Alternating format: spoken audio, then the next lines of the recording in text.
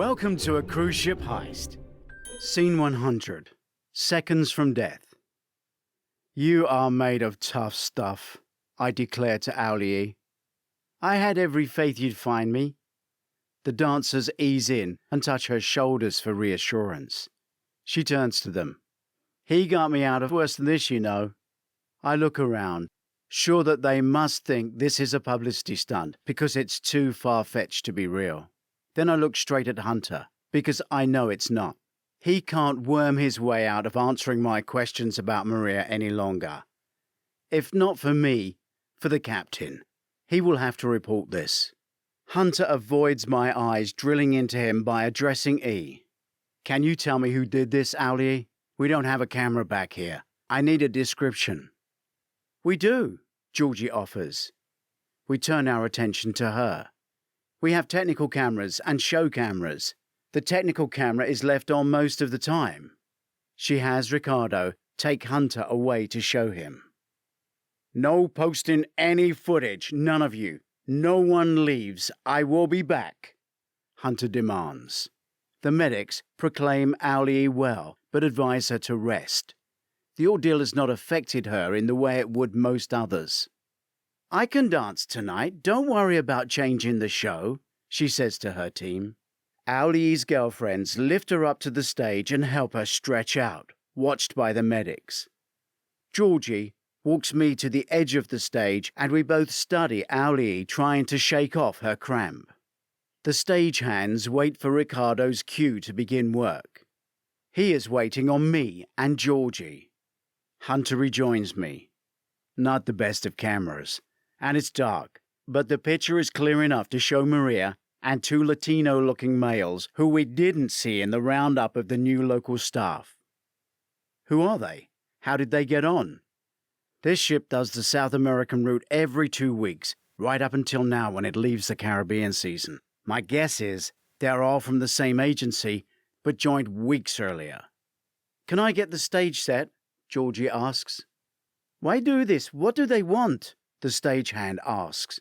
It is a question everyone has, and the one Hunter has been avoided. Listen up. Hunter ushers in all those that have seen the rescue. Everybody, quickly, come on, bring it in. Bring it in, bring it in. Everybody, quickly. Why? Why Auli? The stagehand repeats. Auli has been getting a lot of attention on the ship recently because of her story. Her story has a value to the company. We now discover the high price you pay of fame, Hunter says. The crew may buy that story, but I haven't. I know Hunter is involved in something rotten. You all gotta swear to absolute secrecy on what you've seen tonight. Not a word said anywhere. Georgie, I need a list of everyone here. I will share that list with the captain. Any mention of what happened tonight will mean an instant dismissal. Your name will be added to a blacklist, and that gets shared with every other cruise company. We have a life at stake. Do you understand? He scans the group. Everyone in the group nods in agreement. If anyone does not understand or does not wish to comply, please raise your hand, Hunter demands. So, is she still at risk? A dancer asks. Auli is safe from another attack while the gang think they still have her held for ransom. If they see her on stage tonight or hear she's been rescued, they'll be after her again. You can't dance tonight, Auli.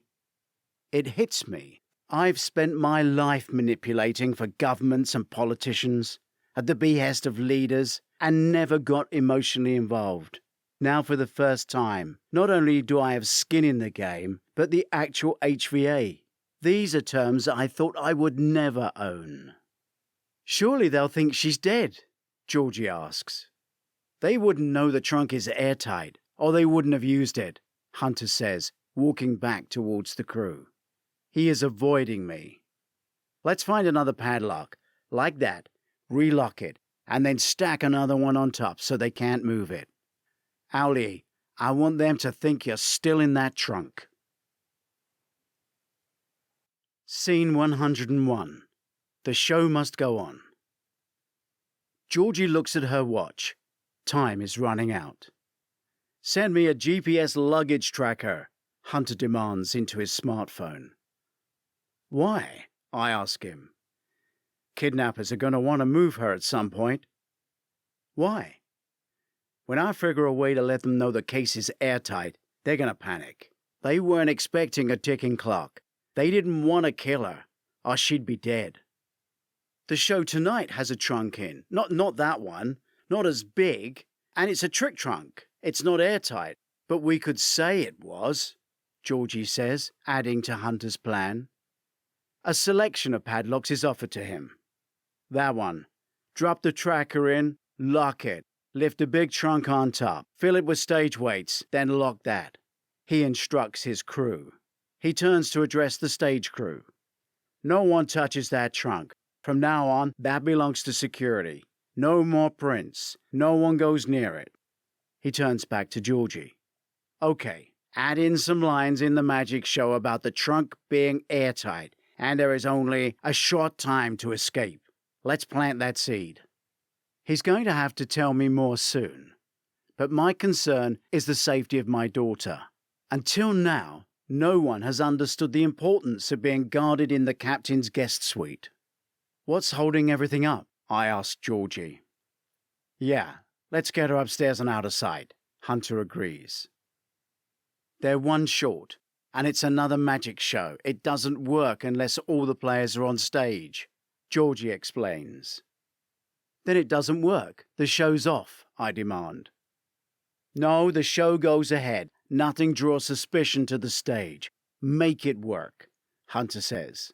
Hunter is very concerned, and I'm not convinced he has an answer, whatever the problem is. The huddled group of stage cast breaks up and turns to us. There is a way, Aulier starts.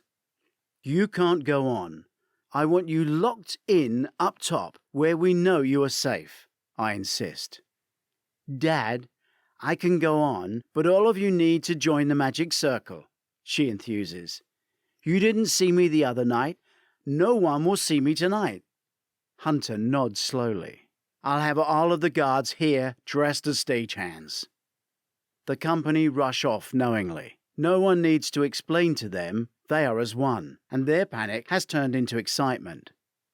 Armed guards, he adds, and I know he is playing with fire.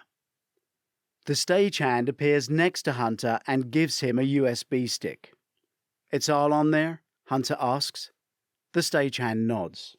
Do not wipe this off your system until I give you the go-ahead. Do not let any of your crew speak to anyone about this. Do you hear me? Hunter barks, with a desperation that I've not seen before. I don't trust him. I have no instinct that he is ever on my side.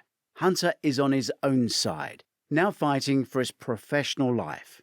He has a dead guest, a man in prison, others loose about the ship, and one of his staff was kidnapped and threatened. He is toast in any security world. He knows he owes me. He is in my debt, professionally and personally. There is no excuse for continuing to put my daughter's life at risk. I need an explanation and an apology. He is going to tell me now, and he can see my attitude as I approach him. He turns away and is moving, like a ball player, making me walk alongside him. You got one more mission left in you? He asks me. I'm struck dumb by the sheer nerve of his request, unless he means apprehend those after Aulier. Mission? Hunter pulls out his smartphone, punches the screen and passes it to me. A film plays. It's a woman, gagged and bound to a chair. A gun is held at her head. I look up at him. They have my wife. They've had her for weeks, he says. Where? I ask. Madeira. We lived there. I need her back, alive. How old is that film? I ask, and he knows why. I get proof of life daily. I demand a different Madeira newspaper, or I kill Maria. And I will. Okay, I'm in, I say without question. Scene 102. Joint Mission. 4th day at sea. I moved cabin again last night. I'm now in an owner's suite on the bridge complex. It trumps Jill's suite, but I'll never be able to boast that fact to her or anyone else. Owlie is asleep in the other room. We were up most of the night talking. It was a real bonding session. She told me of traumas she has never spoken about. And maybe I can understand why she wants to act, to hide behind characters. We're even closer, and I will support whatever she wants, whatever dream she has, and for whatever reason. The quest to act is therapy, and that's working for her. This major threat was just another blip on the way to a new life. There is no way she can go backwards. Her life will never be ordinary. I'm expecting Hunter to join us for a progress report over breakfast. I'm also expecting a communications team to come and set up in the sitting room for book interviews here with Owlie, so she doesn't have to leave this privileged suite. It is a safe prison for her for the remaining 2 days. Then we dock in Madeira, and everything will change. Even tomorrow could be dangerous because we sail within helicopter range of Madeira and the Canary Islands. Who knows what will happen? A huge major shipping corporation won't think like the military, even if they did know what was going on, and they haven't been told the half. Hunter and I must find his wife, and time is running out. There is a knock at the door. My mind starts to wager who will have made it here first. Maybe the captain will swing by. It seems our proposed dinner will have to be delayed. I move to the side of the door and raise my hand up against the spy hole, rubbing the door to make a gentle sound. There is no gunshot, so I risk looking through, and I see Ronnie. Why is she here? Can I trust her? Who can I trust? I don't have a gun, but I feel I could disarm an attack. I open the door slowly and scan her from top to bottom, looking for the shape of a concealed weapon. Nothing. But then I missed the vest on her carved frame before. I give her just enough space. If a hostile opponent might be armed, never give them enough space to draw a gun or get too close that you could be stabbed. We're having breakfast together, she announces. Are we? Ronnie has been involved since the start, so could well be a Trojan horse. Hunter's on his way. She walks to the open double doors and looks out to sea. Nice room. Great balcony. Yes. Did Hunter say how long he'd be? No. How's your daughter? Is she still asleep?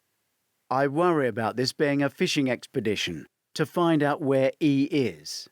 I've no idea how deep Maria's web of infiltration goes, who's been employed, who's been coerced. No idea if she was able to sleep. Ronnie sits herself down on the balcony. There is another knock on the door, and now I have a problem. As soon as I give Ronnie distance, she can draw on me, or go to attack Owlie. But I need to open the door. I slide the glass balcony door closed with Ronnie outside. I want to keep the air conditioning in, I offer, and she doesn't flinch. I go to the door with an eye on Ronnie all the time. My hand covers the spy hole, and I push at the door. No gunshot, so I feel confident to peek through the hole again. It's a waiter. My paranoia is really setting in. I open the door slowly to let him in. Leave the trolley, I'll do the rest. He leaves. I close the door firmly, then inspect the whole trolley. I have no idea what I might find, listening devices or a bomb. But I only see food and realise how hungry I am. I'm not sure when I last ate. Can we eat out here? It's lovely, Ronnie shouts. We could be overheard. The phone rings. I pick it up. It's Hunter. 3 men went to the trunk, 2 from last night and 1 other. I got better ID. All 3 joined 2 trips back, same agency. I need you down here. Ronnie is watching me as I put the phone down. Hunter's office. We both grab a croissant and leave, me making sure the door is closed firmly. What next? She asks. Demand proof of life, which they won't be able to give. That will be amusing. Not for Hunter. Ronnie doesn't know the full story.